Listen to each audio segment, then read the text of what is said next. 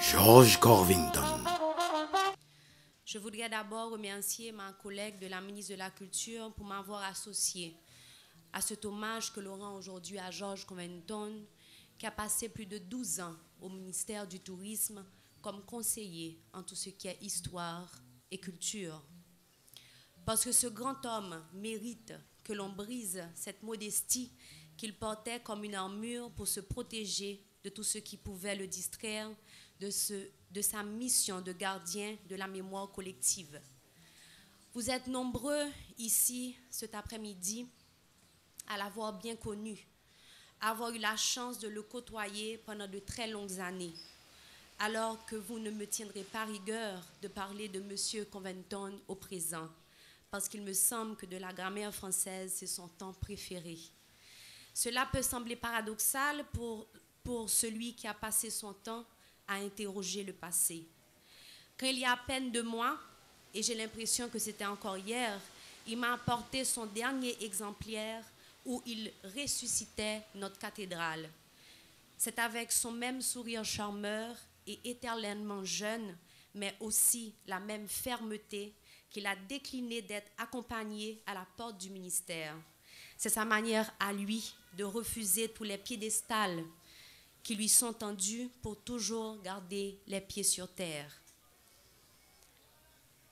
À même le sol de cette capitale qu'il continue à parcourir dans tous les sens afin de remettre avec obstination chaque chose à sa place, de nous transmettre les bons repères pour constamment mettre le passé au présent.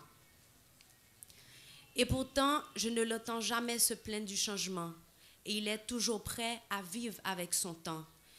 C'est sa modernité à lui, car il sait que la ville se transforme au rythme de la vie que nous nous proposons de partager avec elle.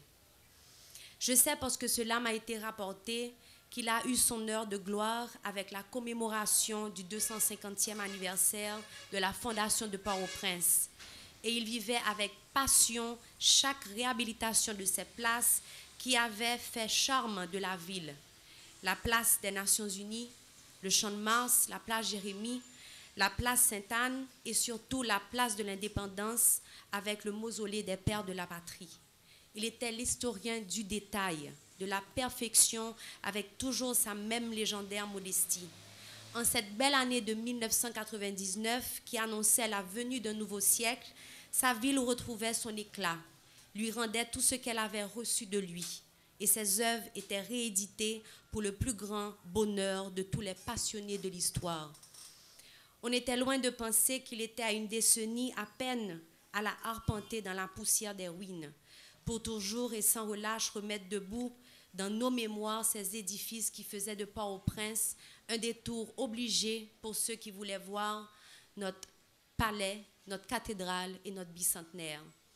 Tout ceci pour vous dire qu'avec M. Corvington, j'ai appris et compris que l'on reconnaît l'homme de culture à la trace indélébile, que chaque instant passé en sa compagnie, si furtif soit-il, laisse dans ce que l'on doit savoir pour être sûr que l'on avance vers l'essentiel. Le ministère du Tourisme lui doit cela.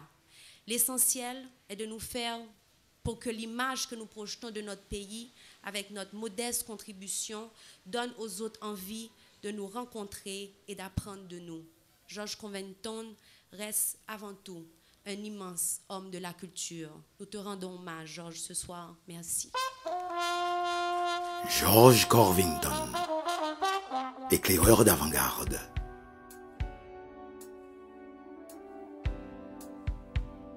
Au nom de Port-au-Prince.